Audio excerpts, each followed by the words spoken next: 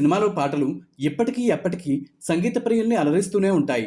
రోజా cinema release అయ్యే నాటికి అరవింద్ స్వామి గారికి అమెరికాలో తాను చదవబోతున్న కోర్సుకి అడ్మిషన్తో పాటు స్కాలర్షిప్ కూడా రావడంతో అమెరికా వెళ్ళిపోయారు. రోజా సినిమా రిలీజ్ అయ్యే సమయంలో అమెరికాలోనే ఉన్నారు అరవింద్. అయితే ఇక్కడ రోజా రిలీజ్ అయ్యి సంచలన విజయం సాధించిన సంగతి కూడా తన కుటుంబ సభ్యుల ద్వారా తెలుసుకున్నారు. 1992 ఆగస్టు 15న రిలీజ్ అయిన ఈ సినిమా అరవింద్ స్వామి గారి కెరీర్లోనే మోస్ట్ మెమరబుల్ మూవీగా నిలిచిపోయింది. ఆ తర్వాత మలయాళంలో టాప్ హీరో సురేష్ గోపి గారితో డాడీ అనే సినిమాలో నటించారు అరవింద్ స్వామి గారు. ఆ సినిమాలో పోలీస్ ఆఫీసర్గా నటించారు. ఆ తర్వాత వరుసగా మరో 4 తమిళ సినిమాల్లో నటించి మంచి పేరు తెచ్చుకున్నారు. అయితే 1993లో అరవింద్ గారి తల్లికి క్యాన్సర్ రావడంతో ఆమెతో గడపడం కోసం ఇండియా వచ్చేశారు అరవింద్. ఆమెను దగ్గరుండి ఎంతో అపురూపంగా చూసుకున్నారు. అయితే కొన్నాళ్లకే అరవింద్ గారి తల్లి అనారోగ్యంతో కన్నుమూయడంతో ఒక్కసారిగా తీవ్ర ఆందోళనకు గురయ్యారు అరవింద్.